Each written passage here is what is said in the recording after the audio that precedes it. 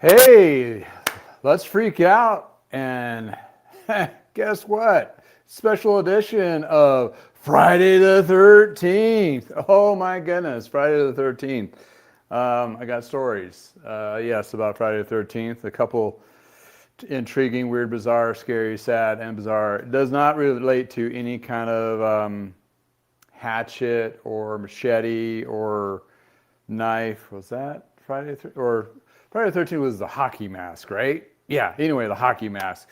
Well, we're not going to talk about hockey masks per se. We're going to talk about bikes on this channel. Needless to say, other channels kind of forgot and lost their way because they're just distracted, which is fine. And if you're joining me from another channel, welcome to Freak Out Friday. Hey, I'm Justin from Another Guy Bicycles. If you just chiming in for the first time, I have a garage shop. As you see behind me, I've been in the industry for 35 years, doing my thing between small mom pop bike shop, Parker Bikes, up to today, which I have my own little garage shop.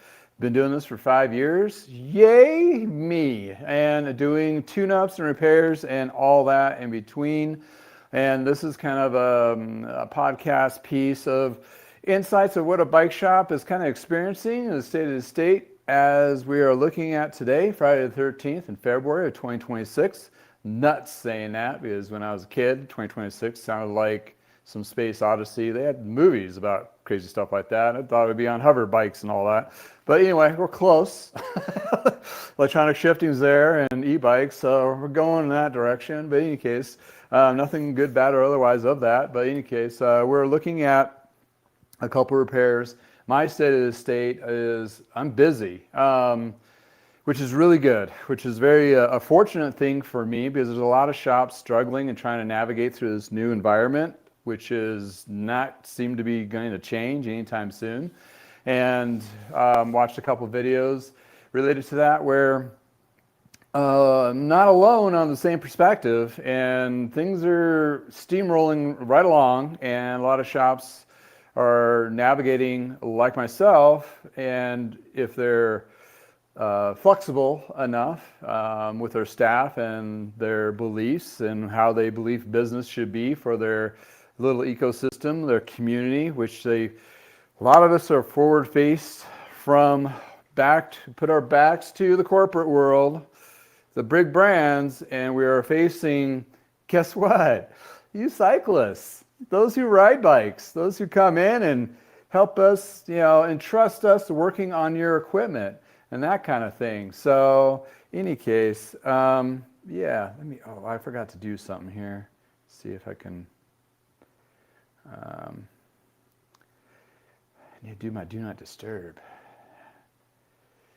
because I need to be focused. There we go.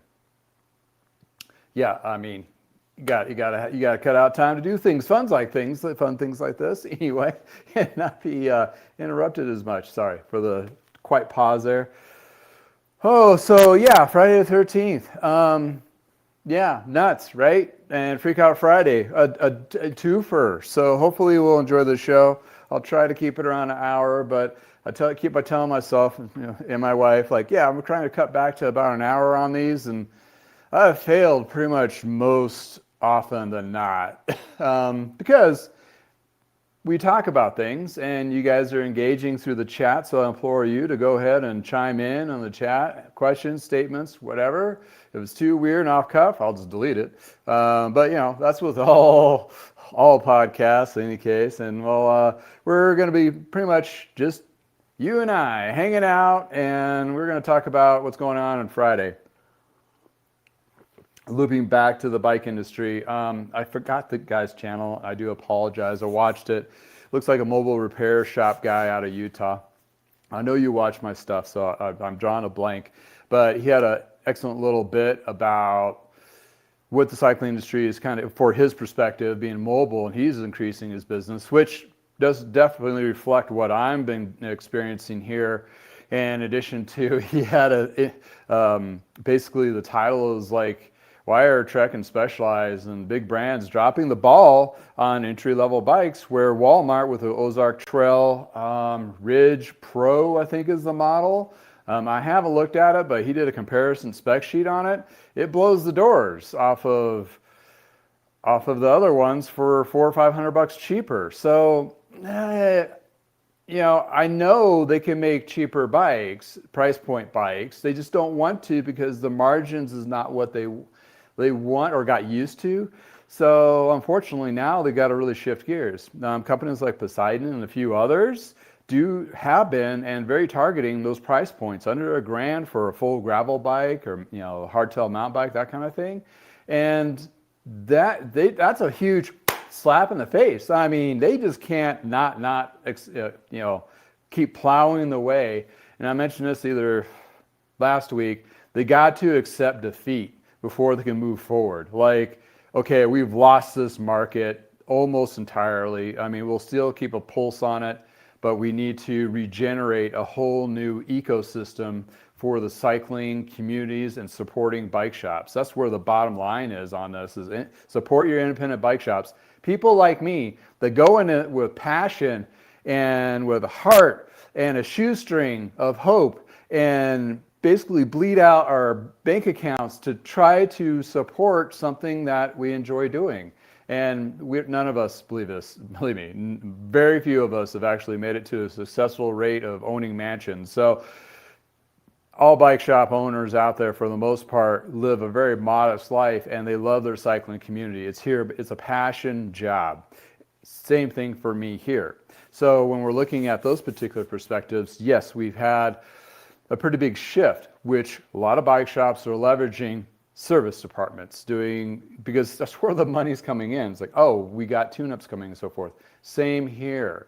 So in any case, let's jump in the chat real quick. We got a couple people in here. We got people filing in. Yes, welcome to Freak Out Friday, Friday the 13th special edition. Woo! Right?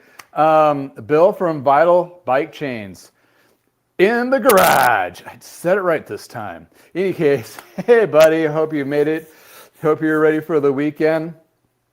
I'm working, he's one of my trusted partners in a sense that he does wax chains on new chains and also services chains, that kind of thing. Let me play this and we'll talk a little bit more about it, but not too much of a huge plug, but of course it is a plug and something that's very vital for a lot of those Vital Bike Chains to think about the drivetrain, because the chain is one of the most important parts of that, and you want to make sure it's running as efficient as possible. Ever popular chain process or waxing of Vital Bike Chains provides brand names like Shimano, SRAM, and various others to be cleaned in high detailed 5-step process and then waxed to your professional level with either speed chip or endurance chip, which has been proven to have better performance and better lasting events and recreational riding. Takes care of the messy process, and all you have is the clean wax chain ready to perform. Check them out. Discount code with a link below. Also, I've been refreshing my trusted partner page on my website. Just go iknowaguybicycles.com. Go there. It's the first banner, trusted partners, and you'll see others like Bill that are small companies that actually make a difference within the cycling community. So in any case, wax chains. Yeah, this one's a stiffy. It hasn't been shedded yet to be more flexible to be installed. So that's another process that we do for wax chains. But it's becoming more and more popular, even so, more so that brands like KMC and Connex are actually pre-waxing manufactured chains straight from them. The difference is what Bill does. He does that, but he does have endurance chips, which gives you a longer life to the wax coating. Also speed chips for performance. So all that Kool-Aid that's being shoveled down from like Silka and other brands, and it actually is vetted, tested stuff from the race circuit. So if you're a triathlete or you have a performance bike, you want to do an event and you want to go faster by saving some wattage and you care about those kinds of things, that's the way to go. So yeah, this is, needless to say, if you like it or hate it or otherwise, it is here. Majority of my customers, sorry, I walked out of the frame.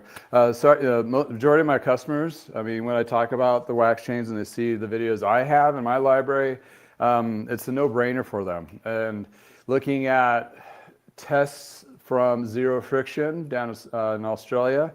He has tested all these different waxes and drip lubes and wears and all that. Super geeked out information. And there is some proof behind it. It's not just like this corporate Kool-Aid fad thing. And he is non-biased, non-paid testing. So check out his channel. He likes to talk like I do, jibber jabber quite a bit. If you just don't have the time, fast forward to his actual charts and you'll see all the testing and so forth. The guy's legit. So in any case, anyway, yes. So we got that going on. Like you got a guy like Bill doing wax chains. A lot of shops have done wax chains conversion. So what I'm trying to figure out how to get Bill to be at Vital Bike Chains my service for wax, because that would take away, not business, but take away a time suck for me to do other more vital things using Vital Bike Chains. Wow, I'm just full of them today. Whew, you got me on a good day. Anyway, so in other words, somebody brings in a bike like this guy right here, and he wants a chain, and it's like, oh, okay, needs a chain, because most of the time, about 80 to 90% of the bikes, and don't feel like you're being raked over the coals when you go to any bike shop and say your chain is elongated or stretched, or whatever the verbiage they're going to say, compromised. Most of the time they're correct. That you can check it yourself, buy a gauge, what have you, but that is a pretty legit thing. So that's an opportunity to try out a wax chain or try out something a little more efficient and so forth. Well, in this scenario, a couple days lead time until the tune-up actually gets touched. For me, this doesn't really apply to those who do overnight or 24-hour tune-ups, which I really question anyway. That's a whole nother story, but as a quality and so forth. But when you're looking at something like this here, I can go, oh, you want a chain? Okay, do you want different variants? Are you using this for commuting? Should we get endurance wax for you or what have you? Then I just order the chain from Bill. And he'll send me the chain, time it comes in, I'm doing the repair, boom, we're all good to go. That saves me the whole time of stripping the chain that's new, drying it, making sure it's taking all the manufacturer grease off of there, and then applying that particular vat of wax that they want. So if they want to do endurance or speed or anything like that, I'm sorry, most bike shops are not going to have all those flavors. This is all he does, so it's a win-win. So that's how I see it. So what I'm getting at here is bike shops, and you're going to notice this, might have a little more of a lead time on certain things. They already do with like suspension work and various other things that they will send out to be done and to be sent back to be completed for the tune-up, because it doesn't make sense for them to do all those services. Some shops do, don't get me wrong, but smaller shops are more versatile and leveraging their partnerships with like Dirt Labs and Longmont, where they do suspension work or various other things like that. This is nothing different than that. And as bike shops, right now, service needs to become more efficient. So when you walk into the shop and your local shop and they're like, oh yeah, we can get a wax chain, and we'll order one up and have it waxed and whatever, you're doing an event specific, that kind of thing. This could be an opportunity that shop can have more of a variety of options for the customer and still maintain a level of margin in addition to providing, good quality products and everything like that. So that's a lot, that's a mouthful, and that's one small aspect that a bike shop can leverage to go, oh, maybe we can do this to make it a little more efficient. So my team is not worrying about boiling, waxing, and doing all this other stuff. I mean, yeah, they can do the base wax thing if they need to real quick, but for the more higher performance stuff and so forth, they can provide that service without having the cost up front. That's a huge lift for a bike shop when you have any of those opportunities to leverage going forward. Therefore, it's a win-win, and it's a win for the customer and your cycling community, which I'm converting my verbiage and mindset in my head is they're not just customers, they're part of my cycling community that I support, and they entrust me with their bikes to work on. once you embrace that as a bike shop, or if you find a shop that has already embraced that, it's a completely different perspective, game changer. It's like bringing the heart and soul back into cycling from grassroots level. It's nuts. And proving it in my little micro environment, if you will. I'm bringing in service from Denver, which is an hour and a half away. They'll drive, drop it off, have me do it, give me time to do it, and just pick it up when they're, when it's ready, and they'll drive back up and do it again. When you're looking at that kind of level of commitment kind of thing, you're resonating. You're connecting with the cycling community, and your cycling community doesn't have to be the 3 square miles of your shop. That's what the beauty of internet, YouTube videos, Instagram videos, Facebook videos, all those things. Because when you pick a celebrity within your shop, I mean, I'm the only one here, so the complaint department goes to me. So I'm going to write myself a letter. Slacking off, talking too much, not doing enough work. What was it, BL Bicycles in Pullman, Washington State. He has like Instagram videos almost every day, and they're like these little short things, and the guy has a really crazy voice and all that. Really fun guy, and he has like 50,000 subs on there. So it doesn't take a lot of time to do something very short like that, very impactful, and I bet you dollars of donuts, he has a lot of people in his area further away through the Seattle metro area coming to him to have them work on their stuff. Maybe to see their bike be featured on a three minute or less video kind of thing, just for fun. So yeah, I mean, I would say right now, the majority of my customers, if they're not already repeat customers, came from the social media perspective, from mostly YouTube, but that's where I've gained some traction. But I'm slowly working those other channels too by just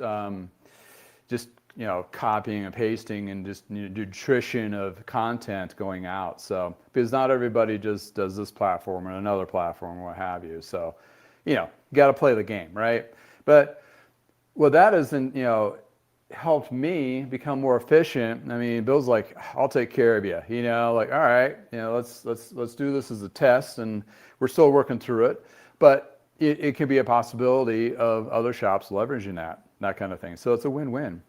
But in any case, so yeah, Bill at Vital Bike Chains is preferred partner or trusted partner. Go to iknowaguybicycles.com and check out that. Also, there is a discount code for chains. So yeah, and all right, back to the chat. That was the first one. Look at me go. I thought I was going to draw a blank on content this morning. I'm just like rolling. Single track mind. Ooh, I miss mountain biking back in the day. Wind in my hair, going down the trails of Winter Park. Beautiful day, and taking the lift because I'm a cheater. I love it. Watching film in a small shop in Wanderlust gear and repairing a Green River, Wyoming. Oh, and Green River, Wyoming. Nice. Service is definitely king, and why I started in the first place. Yeah, retail is a joke these days. It's a wild west right now. It's like it's nuts. Yeah, and custom bikes too. Well, I mean, small guys like us that do things what we do, we get entrusted by customers that do like those really niche custom builds. I have one in the corner here. You might be able to see it. It's a State full carbon road bike. A customer, he had worked on several of his bikes and his wife's bikes, and it's a whole thing. And he's like, bought the frame, fork, bought wheels, got componentry and all this, put it together, it's put it in my lap, gave me a month to just kind of put it all together. It's like, whatever else I may have missed, just order it and be done with it. And I'm like, sweet. So you got a custom build. I did like the ceramic coating on it, so I did the whole 3-day layer of ceramic coating on that. I'm going to do the parts too, and I'm probably going to start pre-assembling it starting this weekend, if not beginning of next week. But it's, that's not my only one I've had. I mean, I've had several of those from other niche companies that, customers have bought frames and had them built up. One was a Fairlight, which is a sweet Reynolds steel frame from England. A Tumbleweed, which is a United States brand, which is more of like a gravel touring bike, which I was pretty cool. He swapped out the used parts on that one from his old bike that had broken in half. So I've had a few of them, and I'm going to probably continue to do so because, quite honestly, if you're dropping $5,000 on a bike, or if you have the funds by chance to have $5,000, why not get something really cool? Because this is about a joy of riding, not necessarily, oh, I want to be like everybody else that's riding a Trek or a Specialized or a Cervelo, or, I mean, you can, if that's your game, that's cool, but hey, why don't you check out some of those niche, smaller companies, maybe get yourself a nice titanium. Oh, another one I just did too is the number 22 titanium, talking about titanium, and they're out in New York State, I think. They are the former peoples from Sirota. They're running that one, so that bike was fun. That was amazing build. I mean, that was a lot of fun. In any case, there's a lot of opportunities for those smaller companies, I think, in this environment to actually excel, because those bigger boys have dropped the ball. They didn't see it coming. They got spanked pretty hard by pricing or the market going out underneath them, thinking it would last forever. And it didn't. And here we are. So we're dealing with a lot of that. And thank you for chiming in there. From the state north of me, if you're watching from out of the United States, Wyoming is a state north of me. It's probably like 3 or 4 hour drive away from me. I think I knew somebody from Green River that I worked with back in the day, who was a tech that I hired, and then he became the service manager when I left. So anyway, at least Cyclery, that was a lifetime ago. Woo! Lifetimes ago. Nick, thank you for chiming in. 2744, if I can read. Thank you for the BWW recommendation. Bicycle Wheel Warehouse. Oh, you just gave me a great plug on this one. Riding my second set of 26ers, bring them back.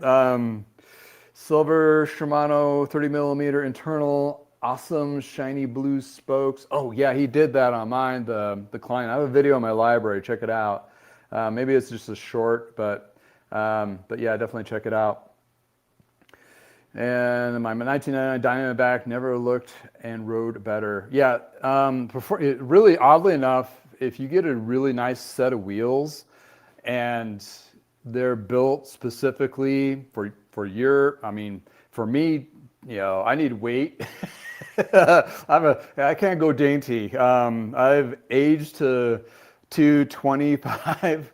I'm a chunky mechanic, which reminded me of a joke the other day. I was like riding. It's like, hey, those people are riding on those very expensive road bikes or mountain bikes or whatever. It's like, yeah, you might have like that knee-jerk reaction, like, oh, those doctors and lawyers, because they're overweight, whatever. They don't look like true cyclists.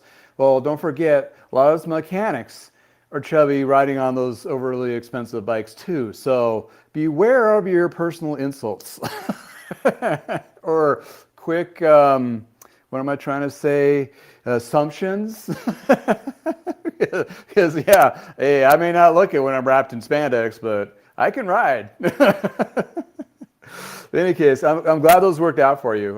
Yeah, the guys at Bicycle Wheel Warehouse, they're pretty awesome. And what I'm talking about, I'll give you a little bit of a plug here on that too. We'll talk about those. And I do have some coming to feature as well. I'll give you a little bit. I don't have them physically here, but I'll give you a verbal sneak peek what I'm going to be doing with those. Bicycle Wheel Warehouse in California has an excellent selection of wheels to choose from. They're pre-built, or also you can have them custom built up to various sizes.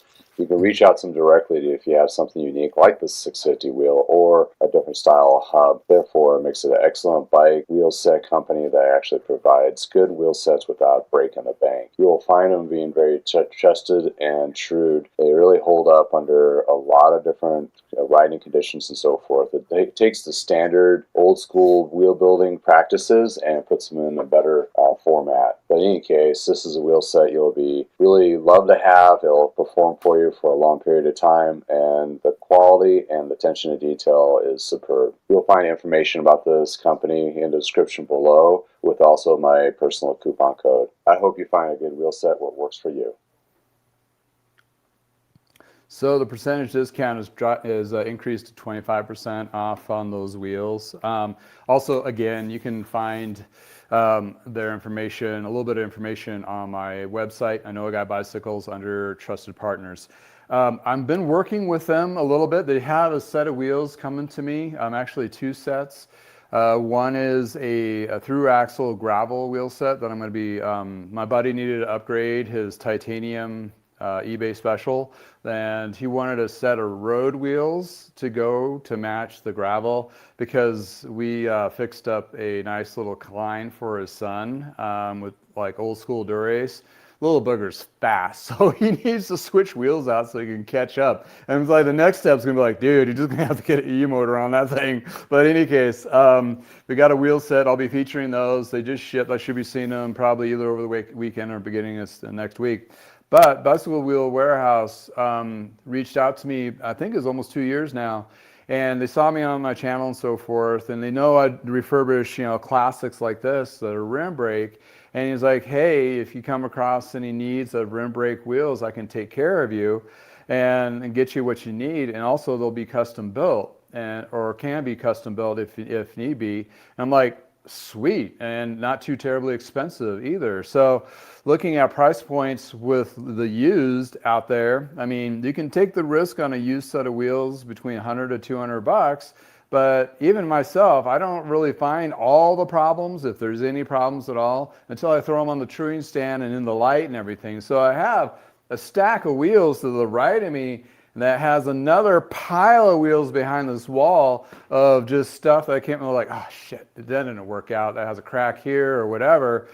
So if you're doing a refurbish and want something that's, you know, a little bit nicer, and you want to, you know, you're willing to spend a little bit extra, there's definitely an opportunity to get a rim brake, in this case, mountain a rim brake to fix up some of those old classics. Like I have a couple Kleins on them. Well, I just did one. I think I have another Palomino that I'm going to be working on too, a full suspension that I have in the house. So in any case, those particular opportunities can be for just you cyclists that are just watching, like maybe I want to get another set of wheels for different tires or a different condition or something more, you know, for a heavier rider, that kind of thing, or, you know, just performance, that deal, absolutely.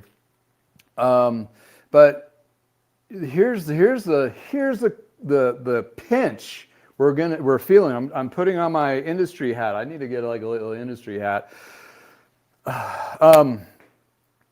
because it's already been bleeding out over the last couple of years that manufacturers are not producing some or mid-range parts for older bikes. So you're starting even from 10 speeds to 9 speeds to 8 speeds. If you have an older system, some of those things are going to be harder to find. So when you walk into a bike shop and you got a busted up wheel, and I literally did say I had a whole stack of wheels right beside me that are toast. They're going to go to their catalog, which is their, you know, QBP or JBI or BTI, and that's, you know, service people, they're trying to be efficient when they're ringing, you know, trying to set up an estimate and get parts in, and that's what they're used to going to all the time. I implore any of those mechanics out there or service riders that might be listening or watching this, like, think outside the box to extend the quality of service to that customer and community. So just don't go knee jerk and get yourself a single wall rim with a junky hub that, you know, it works, but that's all my SKU that I can find in the computer. Because, you know, for example, Bicycle Wheel Warehouse, they're in the process of, they do direct to consumer, but they're working on a pricing for wholesale for bike shops. So they're in the works of working on that. But in the interim, if you do come across something, reach out to them like, hey, I'm looking for this. I'm a bike shop and maybe they'll be able to get you a little better pricing so you can still provide a margin for your shop. But also the better thing is you're providing a matched product that will go onto that tune-up, that repair, which is more appropriately vintage than some junky, bottom line, inexpensive, or overly over the top leftover that might be at QBP. And if you're like listening going, what the hell is this guy talking about? It's like, well, these wholesalers that we buy from bike shops, they have all the parts. They have like chains, tires, tubes, grips, everything. We do all the ordering from them. And they have a laundry list of wheels to choose from. Well, the rim brakes are becoming more scarce to find due to the fact the industry has shifted over to mostly disc. And then you have limitations on different hub speeds and quality and that kind of thing. So it's a huge thing. And wheels are a third of your bike. And a good portion of your experience of riding is your wheels, even though you may not know it. The smoothness of the chain for waxing it and your efficiency of the wheels. And pretty much everybody here that's in bike shops, you know, definitely say yes if we're like the first thing you want to upgrade on your bike is the wheels. From any standard OEM, that's always been kind of the knee jerk. For the mechanical perspective of it. But, you know, fit is foremost, so make sure you get the right saddle that fits you correctly and the grip and the bars and all that. But once you get down that rabbit hole and you're ready to like, how do I get this thing to perform a little bit better, a little bit faster, or more durable, or whatever the kind of riding you're doing, the wheels is the next thing, definitely, for sure. Any case, so yeah, thanks for buying a set of wheels from BWW. They're a small company. You know, you're supporting a small United States company. They've been doing it for years. They have a great history. And, you know, talking to the owner, he's kind of camera shy, so I don't think I'll ever get him on my show. But he's actually very nerd out on wheels. I mean, like, more than I ever did. And, you know, it took me a little bit to, like, read all the verbiage. Like, whoa, this guy's... This is the person you want him to build your wheels. So in any case, reach out to them. They're definitely great. And then that way, bike shops can leverage those particular kind of partnerships. Like, oh, I got this 5200. I came in and it had the pair spoke wheels. And of course, we all know the Bontrager pair spoke wheels crack on the drive side. So 9 times out of 10 or more, you're going to need at least a new rear wheel. And, you know, I like to be matchy-matchy, so let's look for a wheel set, and therefore you can actually provide that customer a nice wheel set, which I did another one, which was actually the promo video was featured on that bike. The guy does tens of thousands of miles of riding. This is like his 4th wheel set. And I'm like, all right, let's get you on these and see how these hold up. And they've been holding up great. So back in the 90s, we did a whole bunch of wheel building because the OEM wasn't quite there. And when we're doing custom lacing with Wheelsmith spokes and Mavic Opal Pro rims, I had a couple roadies which are like 200 plus pounds. They're avid riders, strong riders, and they like bunny hop railroad tracks and so forth. So they would taco wheels. I mean, just, you know, they're just like treating their road bikes like mountain bikes. And this was before the industry decided to really put, you know, good lightweight or good strong wheel sets out there for higher performance. So this is like fast forward today and they're providing that. So you can get those classes rolling. Awesome. Or even with a new set like my buddy on a titanium, it's like got a second wheel set, going to be lighter weight. And it's like, they ask me questions. They're like, how much is the ride? How much does the rider weigh and what they're going to be doing with it and that kind of thing. So you can go down there. So definitely contact them. And getting the right set of wheels for the right bike for the right kind of experience is definitely a win-win. So in any case, I'm so excited about that anyway. All right. Whew. Ooh, mouthful. Talking a lot. And happy Friday the 13th on Freak Out Friday, special edition. I don't know why it's so special. Hey, you made it through the week. That's how special it is. And here in the States, I have a long weekend. My daughter's out of school for 4 days, so yay me. No, it's great. It's fun. It's going to be, we're going to do some fun things, but it's been pretty nice. And the weather My goodness, global warming here in Colorado has been quite nice. Went riding 3 times this week outside. In 2 of those days were 60-degree weathers, feeling like closer to 70 and sunny. I know some of you, I'm just making a totally pissed off. Sorry, and Susan, I know you're up in Canada, so yeah, sorry not to gloat, but it was nice to be able to get out, just a couple layers and out for a ride, clear my head, because we've been going through some stresses. If you haven't noticed, my wife lost her job, so we're in kind of a red alert, batten down the hatches stage, which indicates I've opened up more time for me to do more tune-ups because I got to drive more income, like stat. So this is the great time for you locals, locals, the locals here. If you're looking to get tuned up, I got some time in February and beginning of March available. I do have block off time in March because, hey, I'm going to a bike show and going to be talking to the people at NBDA, National Bike Dealers Association, as well as the CABDA show, which is there for 2 days. So I'll be there doing that.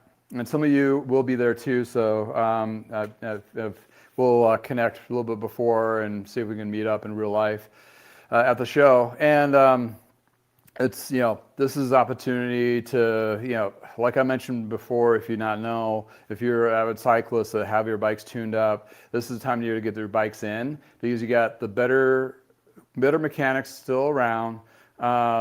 They usually have less stress of work, so they're going to spend more time on their bike. So it's not just going to be a good enough tune-up. It's going to be hopefully over and beyond tune-up, like, oh, I'll fix that, well, this, that, and other, which I've harped at before. It's like you got to have some leeway as service to be able to just give out some free service just to get it done, to make sure it's done right and make sure it's noted. I mean, note to the customer like, oh, yeah, I did this to make sure it's safe, so no additional charge, but just wanted to make sure it's cool. And that will go miles with your community cyclists. So that being said, this is the time for, if you load me up with some work for the next few weeks while the bike is still, or the weather's still kind of iffy, even though I just mentioned it's been nice. A lot of my customers have multiple bikes, so it's usually not that big of a deal. But anyway, that's what we're looking at. And being nice, it's just, it really helps getting winter. The mountains finally got some snow. That's what we need. And that's, down here on the plains. I'm in the front plains of the mountains. It's my geographical location. And, it's nice up here. We get to see the mountains without dealing with too much snow, in any case. All right. Single track mine. 100% on ground up builds too. Oh, they're so much fun. Just so much fun. Oh, we got Josh at Precision E-Bike in the garage. Not physically, but literally. No, not literally. Whatever. You know what I mean. Fuji Club Rebuild single speed. Wow, that's something. Well, Precision E-Bike, Josh down there, he does retrofits, e-bike conversions too, in addition to servicing and working and selling on e-bikes, all in, everything under the e-bike umbrella. He's our local go-to guy. From a know a guy bicycles, like I know a guy. He does all the e-bike stuff in our community. A lot of the shops, well, like I mentioned before, if you're on leveraging your cycling community as shop businesses. So instead of being competitive, cutthroat, D-heads about everything, the industry's changed to points like we need to help each other out and leverage each other to help our cycling communities. That's what it's coming down to. And it's been shifting this way here locally for a while. And thank goodness for Josh in our neighborhood, well, not literally my neighborhood, but he's pretty close. I could send business his direction that I don't really set up to do. I'm not saying I don't want to do, I just not set up to do. So I had a call the other day, and it's like this old guy, I can just tell this old guy, he's like, called me like 3 times before I picked up the phone, like, who is this? And I picked up the phone, and he's like, I need to get something done on the bike. I was like, okay, cool. And I was like, I do mostly tune-ups. That's kind of my business model, is mostly tune-ups, but what is it? And he's like, yeah. I was like, oh, I'll go ahead and do a tune-up. I was like, okay, what kind of bike is it? And he was like, oh, it's an e-bike, son. I'm like, woo, hold on. Not to go with all the details of it. It's like, unfortunately, the e-bikes are not in my niche, but I know somebody that will take care of you more than over the top. And I sent him to Josh. So hopefully, Josh is like, stop doing that. No, it's just one of those things where the nitty gritty of it is like, I'm not insured. Bottom line, my insurance doesn't cover the e-bike risks of batteries and all that stuff. In addition to, I'm not tooled up to do it or educated to do all of that or trained. So yeah, that's a part of, it's like, that's a part of the cycling niche of all the niches out there that I'm not completely 100% head wrapped around it. Could I figure it out? Sure. But it'll take me a long time, and it doesn't do the customer service when I can hand him off to Josh and go, hey, he can do it quicker, faster, more efficient, and know what to look for. That's the same kind of services we've been doing for suspension, like I mentioned before, and looking at other services that are going down. So any opportunity for a shop to be able to help their community without hindering or causing more disruption with their own shop, being more efficient and all that things, whatever. I've beaten that one to death. But anyway, Josh, welcome. Nice to see you in the chat. Patrick Washburn, thank you for joining in and chiming from New Orleans. Ooh, Mardi Gras season. I bet it's weird. I bet you get used to it at some point. I mean, well, maybe you don't. I mean, I went, this is 12 years ago, before she was my wife, my lovely girlfriend at the time, which is now my wife. We were down there for the AMS conference, astrometeorological, I don't know, some sciencey thing. And it's like, oh, you want to tag along? I'm like, sweet, sure. So I tag along, and this is like a Sunday through Thursday trip. And wow, talking about a party town crazy on a Sunday night to Monday night. I mean, I was almost to the point, it's like, I'm glad I wasn't here on the weekend. I mean, I would not be alive. In any case, that was probably me being, not the best judgment and being younger with a, newer girlfriend going, yeah, let's go rock the town. We had a great time. It's a fun, beautiful place. A lot of culture, history. I suggest just going. I mean, if you're not like that kind of person, which is fine. If you want to go down there, I bet they can give you some good local shops, will give you some good rides to go check out local areas. Just the culture is really cool. It's just like, wow, this is part of the United States. This is so cool. Anyway, that's but yeah, thanks for chiming in. Just had to go there because I'm trying to think of warm places. And yeah, we went down there in January, which was really a nice shocker because we were in winter mode, and going there and just having t-shirt and shorts was pretty freaking nice. Anyway, all right, better get back on the chats here. Excavation 99, thank you for joining. What do I think about e-bikes? Well, I love them. You need some maintenance on mine. So I love them, but I don't work on them. That's the thing. Because I'm more, my business is geared up more of the me bike versus the e-bike. But the e-bikes have a huge piece in the cycling communities. Yes, there are some problems that we're working through. But at the end of the day, when you're having people join on group rides that eliminate the stress of physical levels and still have a great time with their communities, is awesome. Or for commuting, or there's a whole bunch of pluses than there is negatives. Let's just put it that way. That's how I look at it. And if you're in my neck of the woods, Josh at Precision E-Bike is one to talk about service on your e-bikes, because you can test the batteries, test the motors, and do all that stuff. I have a little video in my library, in my YouTube library, so look it up. Great guy, small shop, does wonders. So that's what I would do. I have plenty of work on the other bikes, so I don't have to veer it off my track in that perspective. But yeah, he will definitely take care of you down there. Oh, yeah, I just caught up to the chat. Precision, yeah.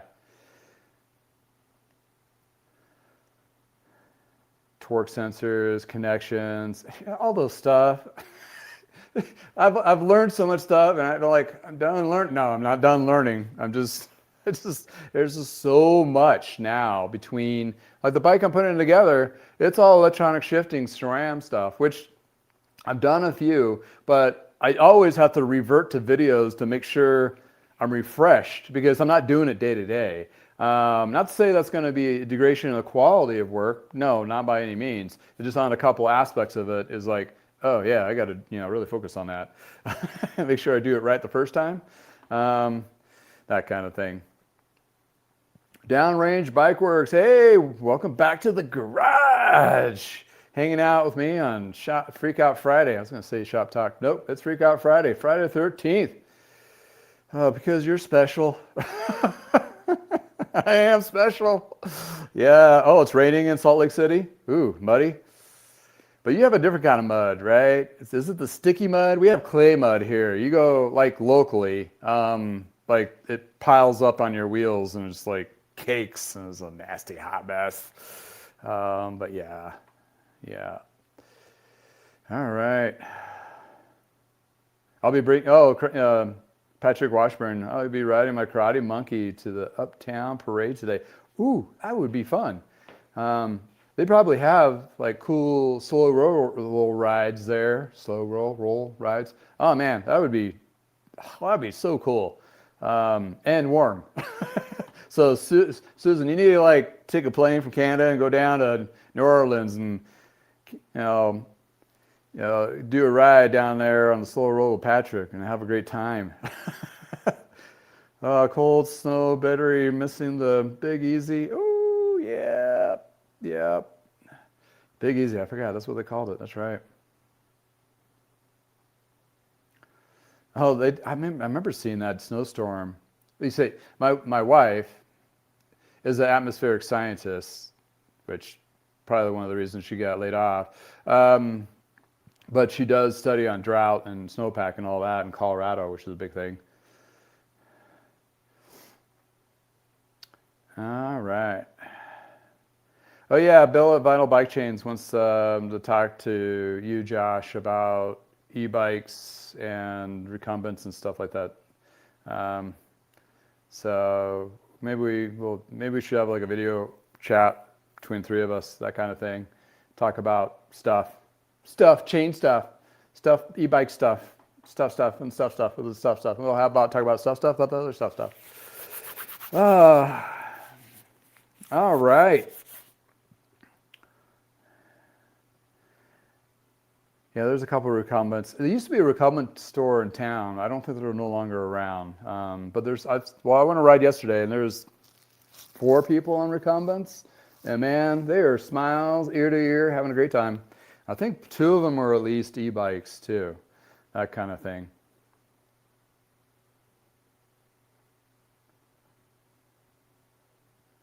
Yeah, there's not a lot of bike shop insurance companies out there. I mean, I couldn't even go through my main one, so I had to go through a broker. Ended up with Travelers, so apparently Travelers might be one to look into for price comparisons. It's not too, I mean, all insurances are too expensive, but not too terrible what it could have been, and it's a lot cheaper to cover your butt just in case something happens too. Which reminds me, I need to re-up, make sure I'm covered for, so I have some higher expensive consignment bikes I'm selling for a neighbor and a customer. So I want to make sure they're covered just in case the house burns down or somebody, whatever, things happen.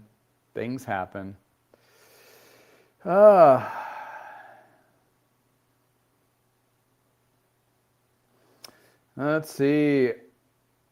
Honest. Pokemon, am I reading that? Pokemonist? I'm going to butcher that. I'm sorry if I did. We'll just call you 3595. Any off-the-rip advice for bike shops opening this spring? You're opening a bike shop? Whew. Hold on to your bootstraps. It's already rough and weird and funky. Leverage as much as possible of inexpensive to free social media marketing.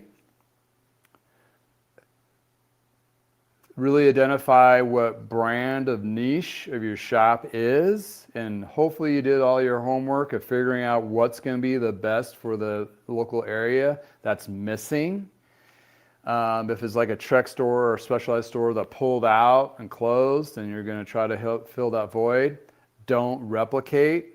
Try to really listen to, go to the club rides, to go to, other shops, go to, whoever, because you want to be part of the ecosystem, not be like the new D-head in town trying to take business from other people.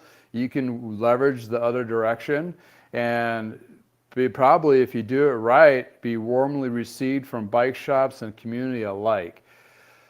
It's a tough one. What our current industry is right now is service. So better to school up on learning how to work on bikes, to everything from Walmart specials to high end, and be accommodating for all of that.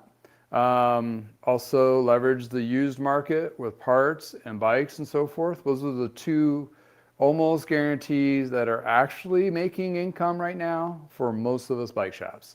So that's what I probably would say off the top of my head to leverage. And don't be shy of not, it's like, it's okay not to know. Honestly, I was like, oh, I don't know, but I'll look it up and I'll figure it out. The skill set is figuring out how to do it correctly. Is not to retain every nut and bolt torque, twist in your brain. We got to have a reference, a library, or where to go to, which makes it, since we know how to go through that process quickly, it really makes it, that's the value prop for the consumer. Because, they could do it themselves, but they may not have the time, or they want to make sure it's done right, correctly, safely. And make sure your insurance is all up to snuff to what you're going to be doing. That is one of the other big things. And also inventory, go very light and polite. Don't get underwater in inventory, and reevaluate your inventory bi-weekly. What you're selling, what you're bringing in, and pricing and availability. If you're working with vendors, don't let them push you. Let your business drive your sales from buying from them, not the other way around. Because they're going to come at you with, I got a deal for you. And you're going to go, after taking that deal, you're going to like, I just made a deal with the devil. Now I'm totally up the creek and I'm out of business in 6 months. So be careful with that. That's the other part of it. Now, those are the bike industry, and the chat will be going, yep. Yeah, be mindful of that.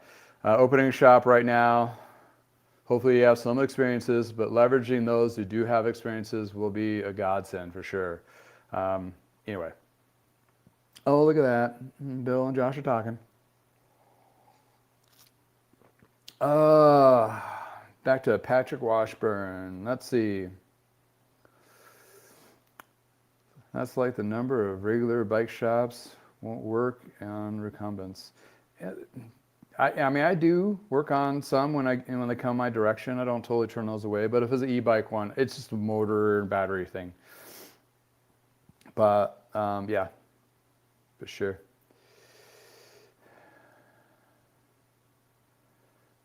Oh, okay, that's what it was.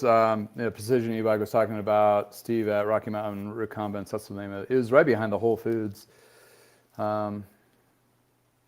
Yeah, he was a good guy. I think I met him once or twice. Oh, we were mountain bike focused. Shop opening in Idaho Springs, Colorado, Idaho Springs, right by the gondola. Okay.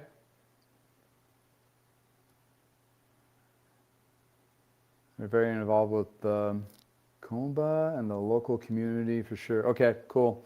Yeah, so you're in the mountain bike tour section.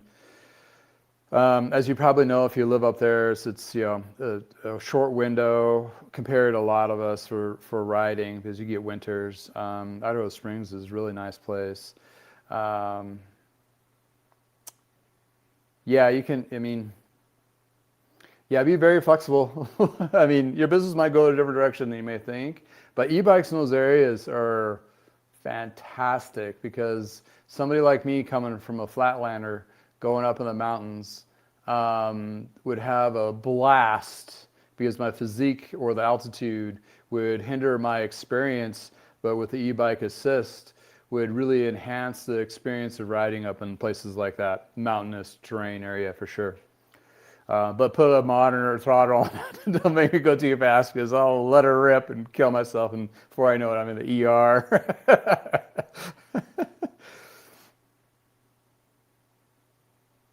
Yeah, try to keep your downrange bike works. Definitely a good point. Keep a pulse on your cash flow. And keep in mind when you do dating on invoices, when you need to pay those and when you can kick the can down the road and don't get too much inventory.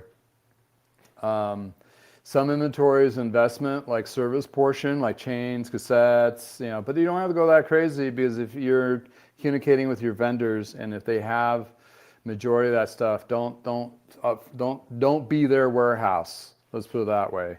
That kind of thing. Hopefully that helps. But yeah, definitely reach out for sure. Insurance costs, Susan chimes in, insurance costs can be brutal if you have electric bikes. Yeah, I haven't even looked into that. I'll have to ask Josh how painful that is. Stick with the UL certificate brands with a good track record. That's a good advice there too. If you're buying an e-bike, have a dealer support can make all the difference. Yeah, absolutely. Josh can attest to this with Precision e-bike. All those others that work with e-bikes. If your brand can provide you parts, warranties, and all that, it's huge. If you're selling something that doesn't have that, if you're part of the Rad Sports family, man, you're just totally effed. And it's just, you can take that as an example of like, okay, this is the next direction we want to, partnerships with. Same thing what I'm working with when I'm talking with brands. I've shifted gears like, oh yeah, you can give me a free product and I'm like, make a video, cool. And I'm like, yeah, I have a couple of those from Beaver. I mean, don't be turned off on that too much. But I use their product, so it's like kind of a win-win. Because I already use their stuff and it seems to be fine. And they make a whole bunch of things. So it's a way to me to replenish my inventory of, tools and parts, especially ultrasonic cleaners and stuff like that, without the cost. That's how I can leverage that. But on the flip side of that, though, for community branding, I'm going to be a lot more selective, and I'm kind of scaling back because I was doing the Amazon thing, store, and all that. Yeah, I'll probably still will to some level, but not like up front.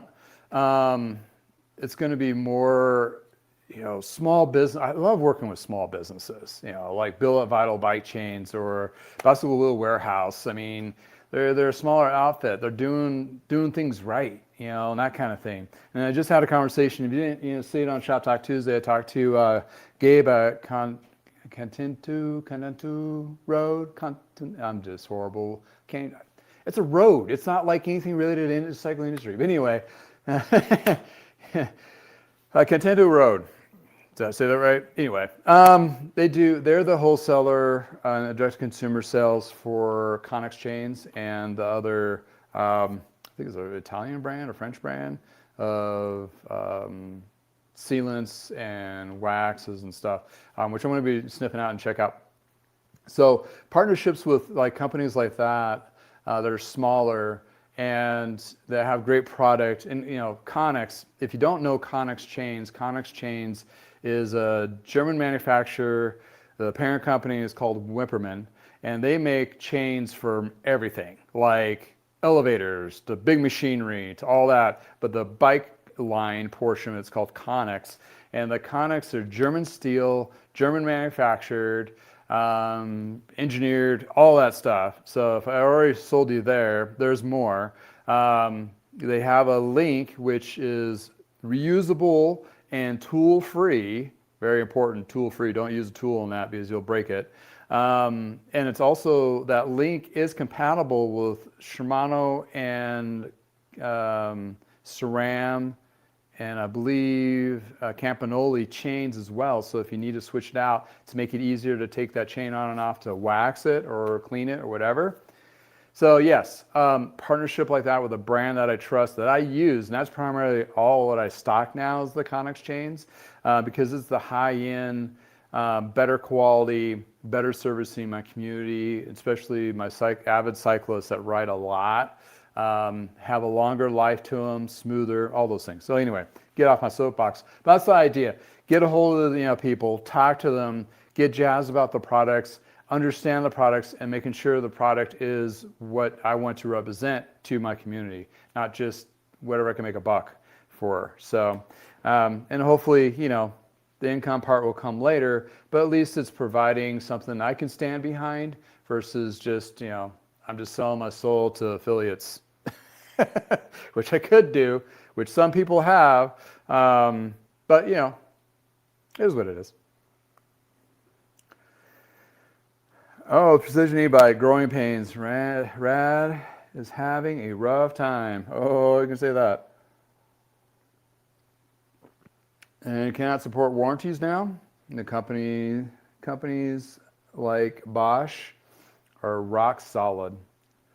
Requires certifications to work on their stuff. That's awesome.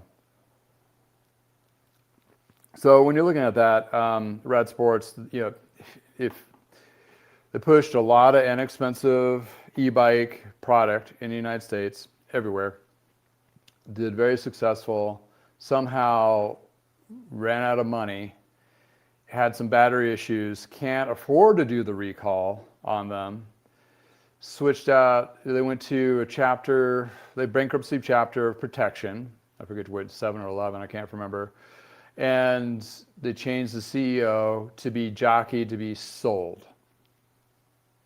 So that's, I think, the last thing I saw. They have a buyer that's going to take over. But when the buyer takes over, there may be stipulations. They may not be responsible for all the bad parts. In other words, recalls and warranties. They may not support that. They just will take the name and fluff it into whatever mix of bikes or whatever they else sell. So that's happened in Europe. Like Nuke Proof and Virtus. Was under Wiggle. I'm not super familiar with the European market and wholesalers and all that, but it sounded really weird, like gangster money weird kind of fallout from Wiggle or whatever it was. And these bike lines has basically got just dissolved. And then another company bought a couple of the brand names, but they were not going to warranty or take care of all the past problems. They're just going to take the name and make a new line out of it. So weird stuff like that. I mean, and we're just at the cusp of more weirdness stuff going for the next 3 years. So at least. But yeah, when you're talking about 50% tariffs on steel products, that's pretty much everything on a bike that's not carbon. So when you're talking like chains and wheels and everything else, customer beware, prices are going to go up on all your parts here on forward. Once the depletion goes down in the warehouses, their reorders, prices are going to go up. They're not going to eat it. They can't. And then all of a sudden, the limitations of what they do bring in is going to be narrower focused. So it's not going to be as much product available to choose from. And what is available going to be way more expensive. Starting now through, I'll let you know when that ends.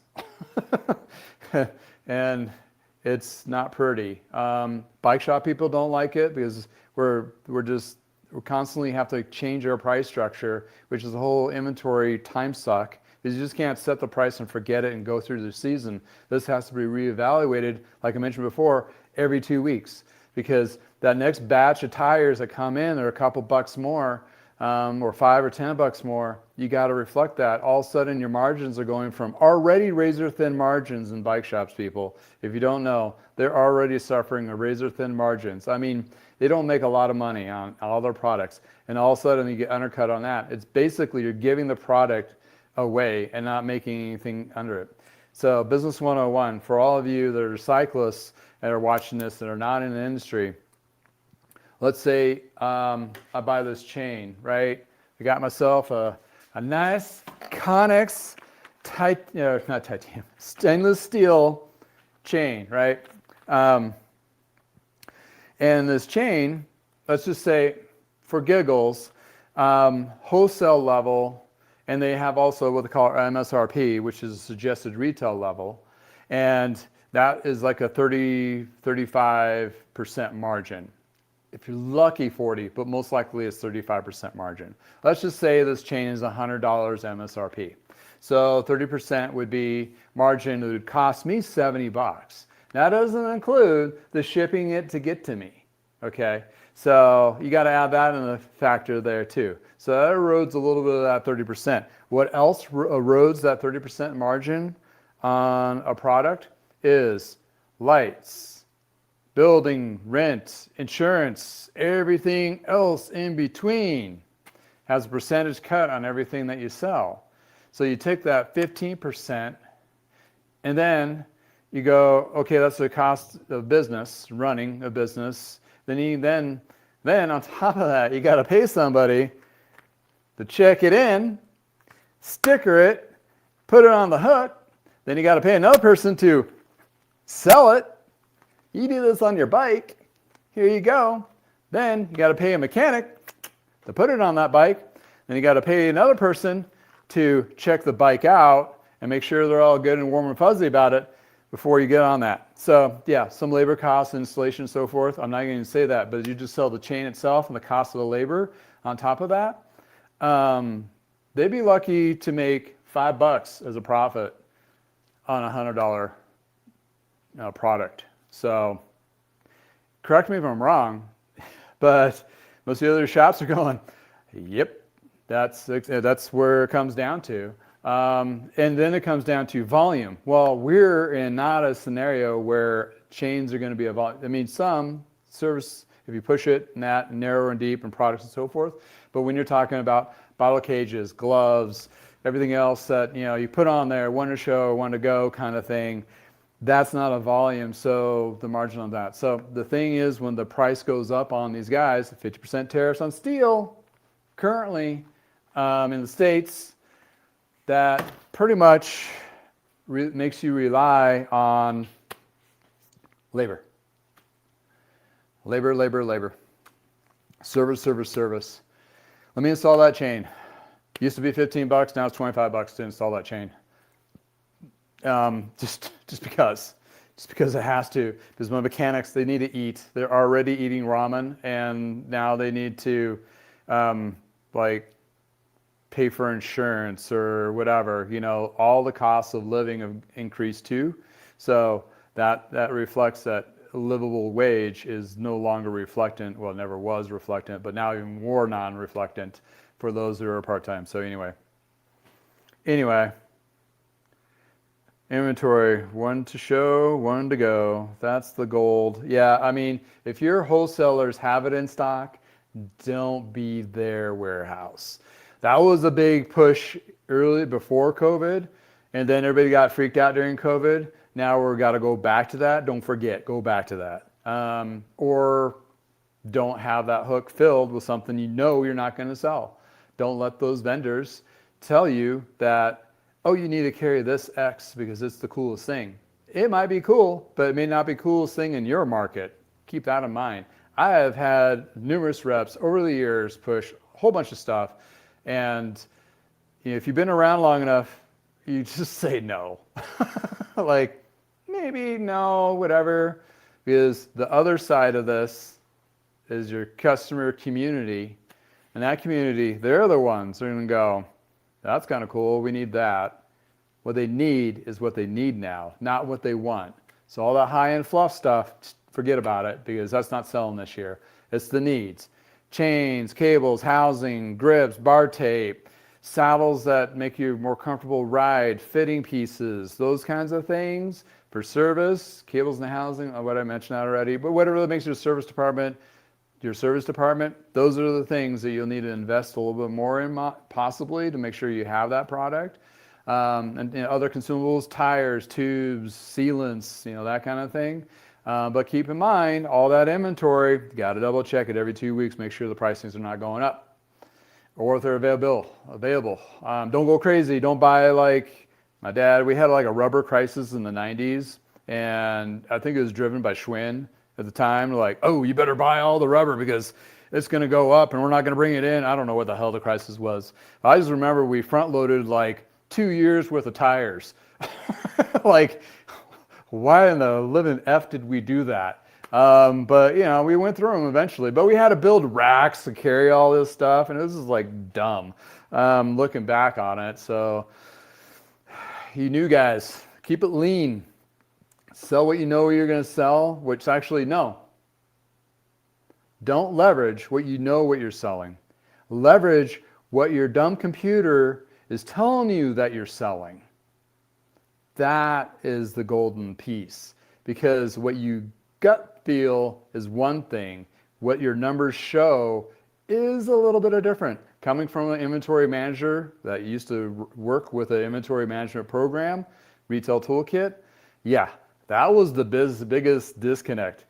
You need to know through data what you're selling and what you're carrying, and knowing what your customers, and like, don't fall into the trend. There's no trends right now.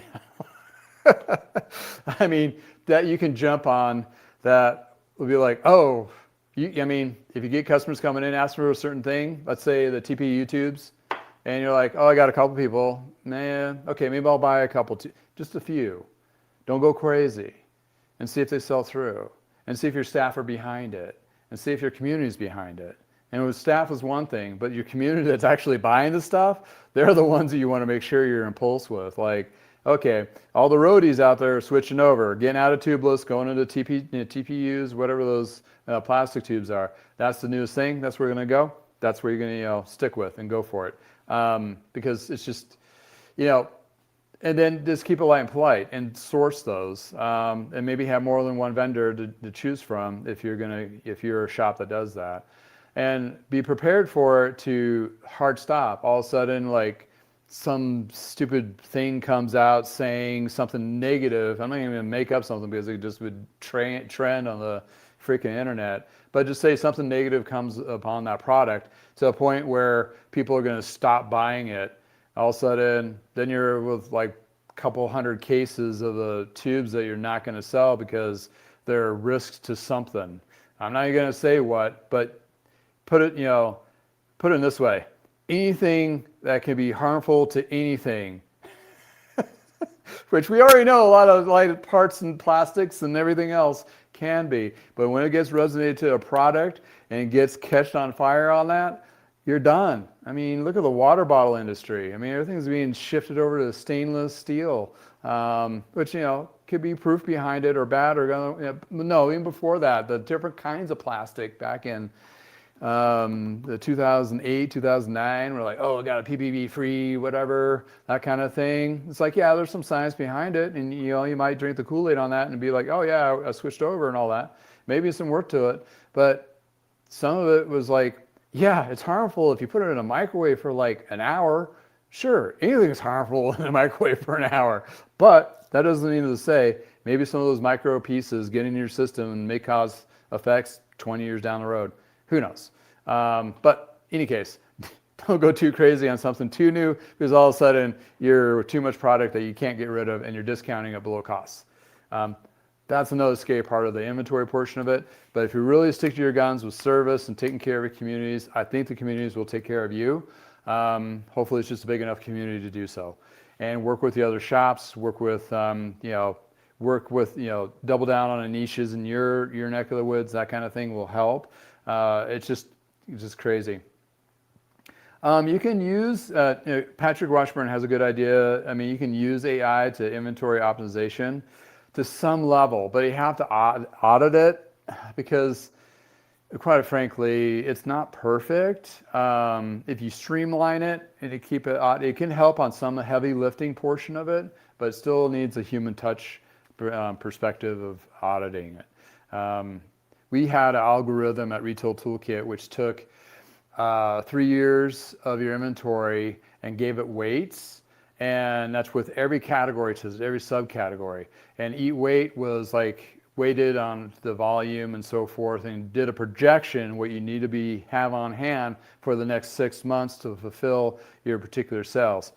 Okay, the industry, the market right now is so freaking upside down and weird right now. The algorithm probably would not give you exactly, even then, right numbers. So, but it might point you in areas where you might see some deficits, like, oh, I'm open to buy on this product because I keep selling through it. Maybe I need to adjust that fill rate on that particular item. That's where it can probably help.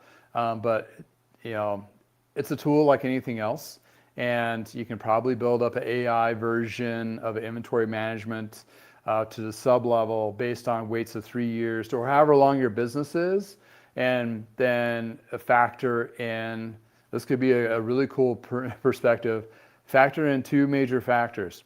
One, economical environments, which is our economy, all that, put that as equation weight, as well as weather trends. What's your 6-month outlook? Are you warmer than seasonally average, lower than seasonally average? If you can build that in from like 10 years of sales data and those particular trends, like right now, we're having warmer than average temperatures. When in history we've had that in business in the last 10, 15 years of your bike shop? Has that affected the sales of the particular ones? If you had an easy way to tap into that algorithm-wise, try to leverage AI to grab that data points, that could be super fruitful of what, okay, these weekends are going to be pretty popping. We maybe need to actually have extra staff or be service. And lastly, stop discounting your tune-ups. Don't need to do it.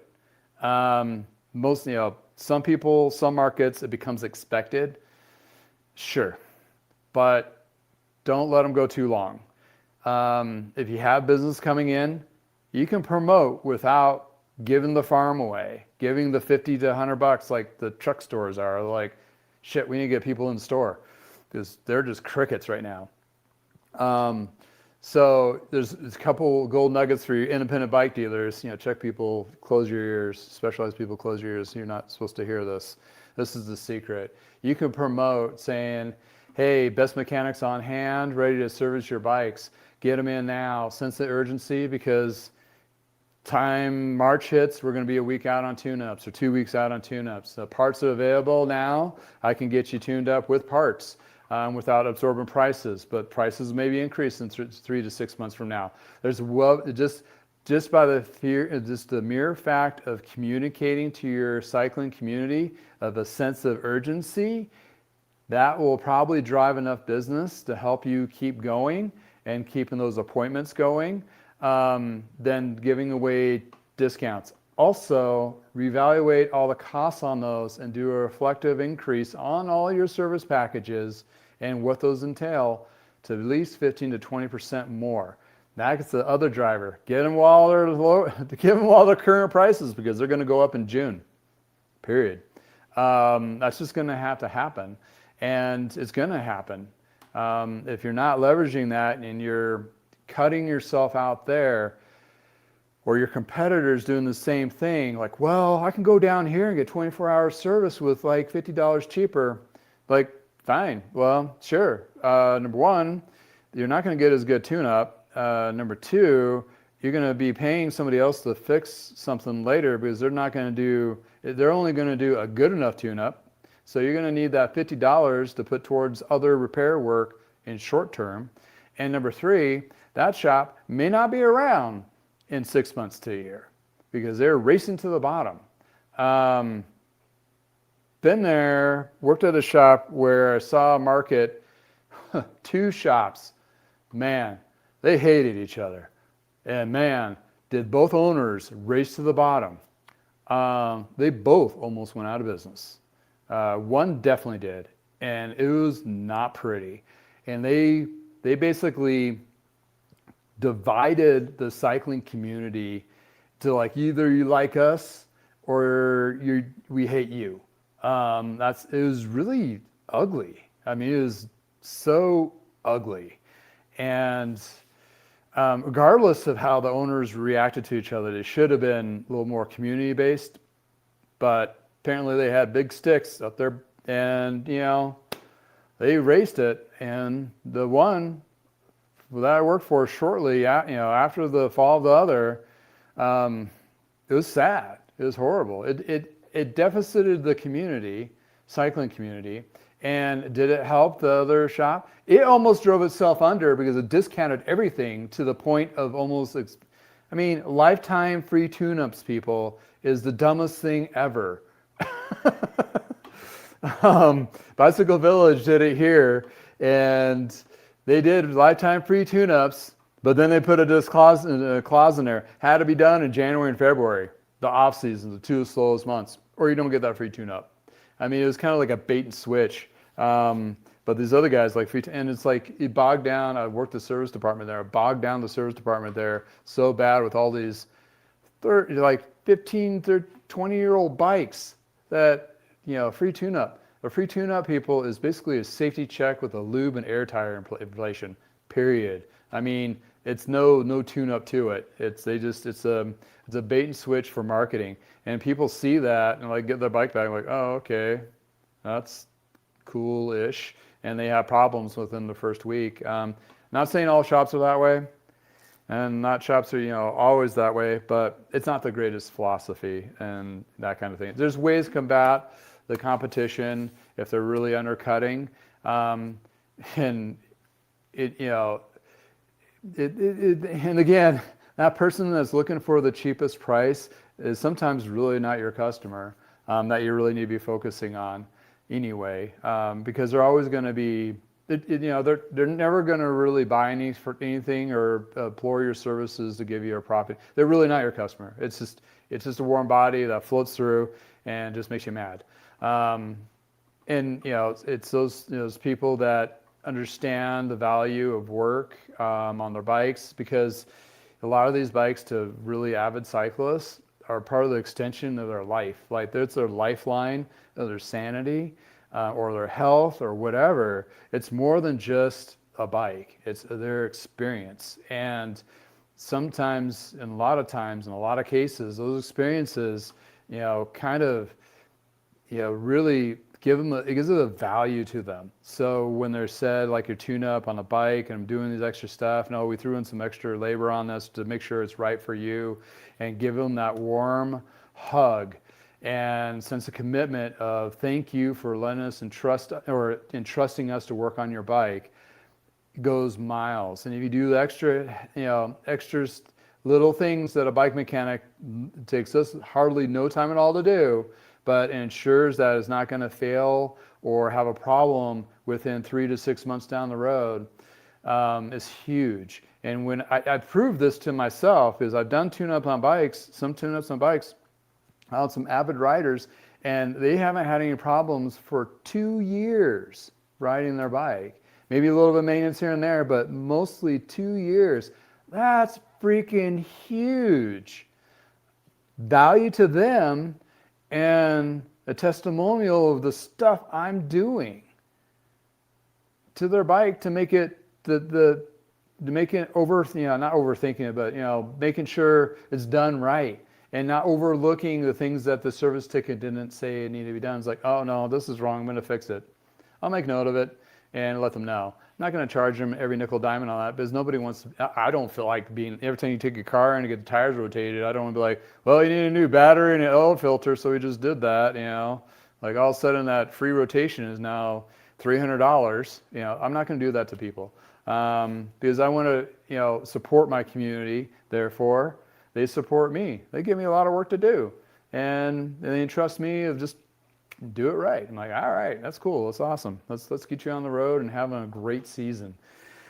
So that's my Freak Out Friday, Friday the 13th.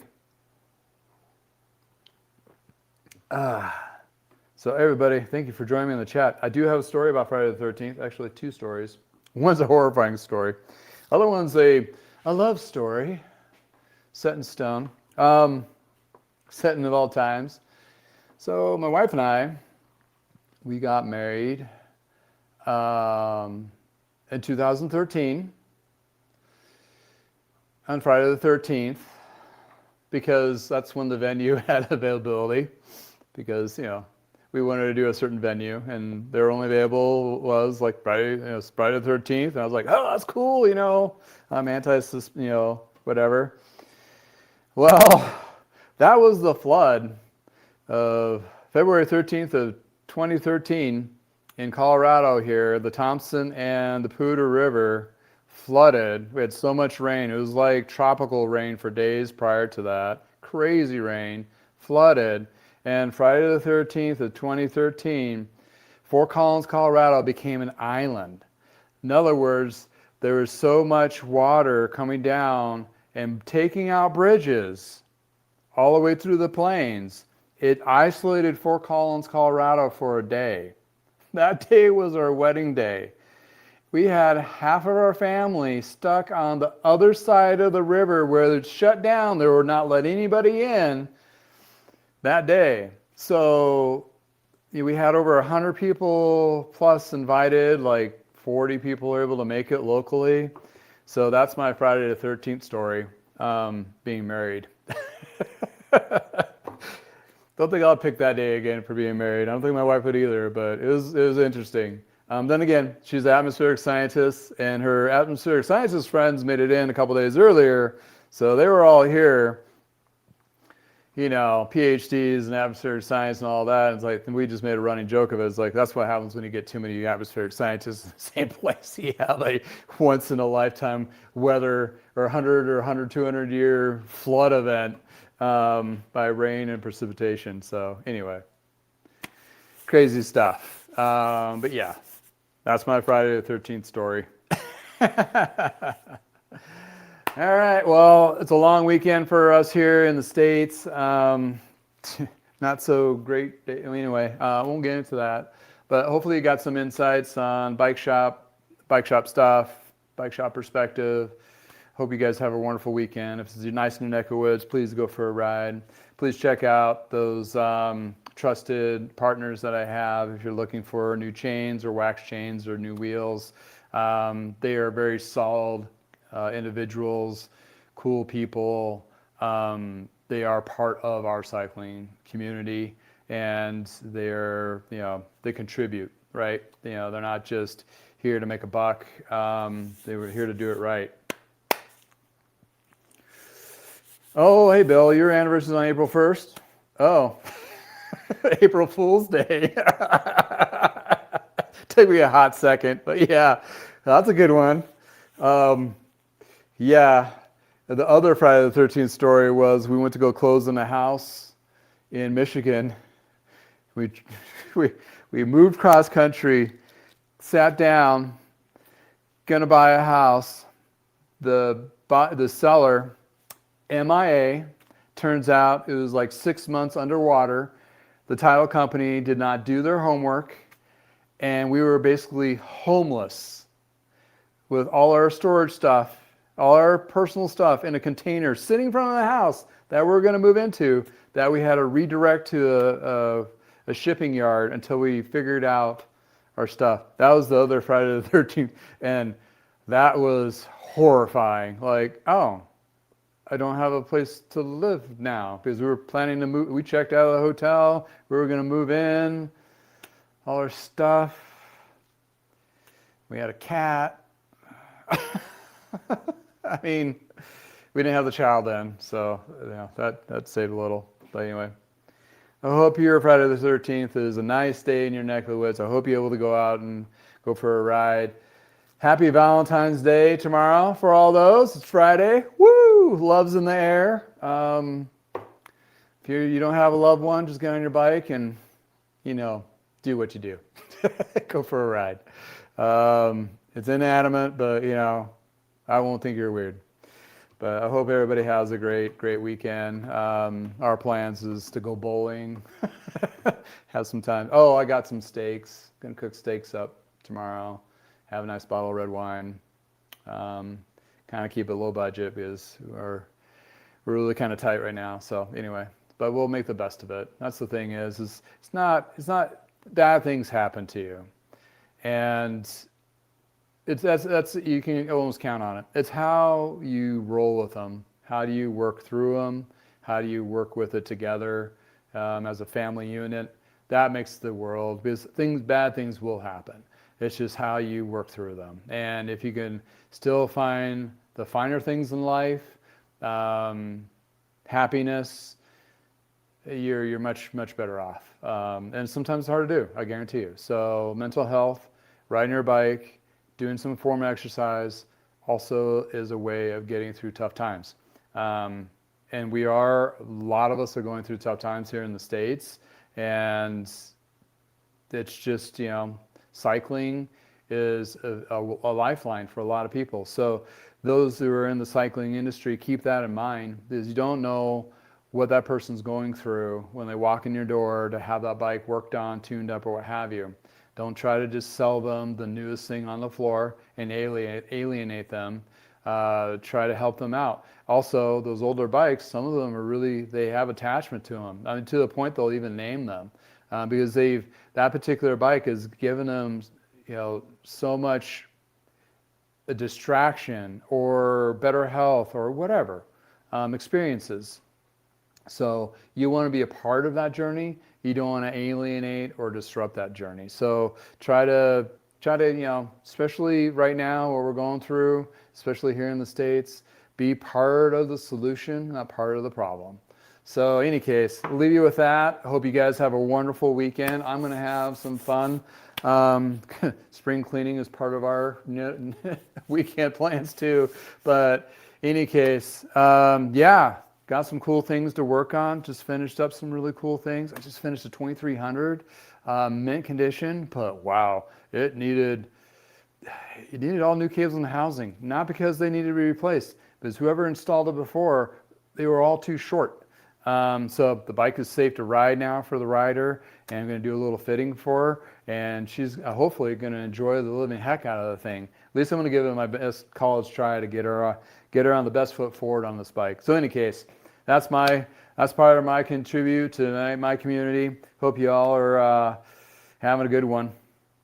Let's Josh, definitely. Let's definitely be out there. I think I'm driving out maybe the Saturday before, still kind of figuring that out, but I'm there for MBDA for those 2 days, so I'll definitely will see you there because I know you're part of them, and also CABDA the 2 days after that. Let's hang out, talk about stuff, see what we think. All right. Thanks again, everybody. And again, it's nice in Echo Woods. Please go for a ride. And, try to make things better. I went for a ride yesterday. It was beautiful. Yeah, until that headwind. And I turned around and I realized I was old. Shout outs to those in the chat before I leave. Josh at Precision E-Bike. He is my local source for e-bike stuff. And Vital Bike Chains, Bill. He does pre-waxing of chains. Patrick Washburn down in the Big Easy, New Orleans. Let's see, Susan from up north. I hope you're finding warm thoughts up there in Canada. Thank you all for community chatting and all that and contributing. Anos Pokemonas, good luck on your new venture of opening a shop. Hope it's good. It's exciting. Don't let the crazy industry scare you out of it. Just try to look at the positive things. Be excited for it. And Downrange Bike Works out of Utah, hey, shout out to you. Hope you're doing great, getting ready for the season, that kind of thing. We all need to lean on each other. So, and make things go better direction, all those things, that kind of thing. I think I named everybody. I'm going up. Excavation 99. Yeah, thank you for chiming in. Thank you for commenting. Single track. Thank you as well. And there's some other language I don't understand, but I shout out to you too. I'm not that smart. Nick Poulos 2744. Thank you for buying and supporting Bicycle Warehouse too by buying and refurbishing that classic 2026er Diamondback DB.